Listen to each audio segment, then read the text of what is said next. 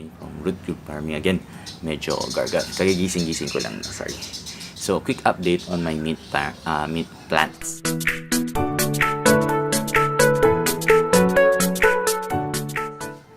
So, yan. Grow lang nila. This was propagated or cut a week ago or 2. Late lang yung video, sorry. Okay, so yan. Yan yung pagkat nila. Pansinin nyo, actually may namatay. Ito namatay, hindi siya nakatusok ng mabuti. Pero nabuhay naman, okay na siya. Itong isang namatay. Ito. This one. So, ang ganda. Ito, ganito kadali. Sisipin nyo, kung napanood nyo yung video, gulpi-gulpi yung mint ko. Yan na, initsa-itsa ka siya. Ito. Yan mo, hindi siya delikado. May tubo na siya. May sprout, may stemming out na siya galing sa roots.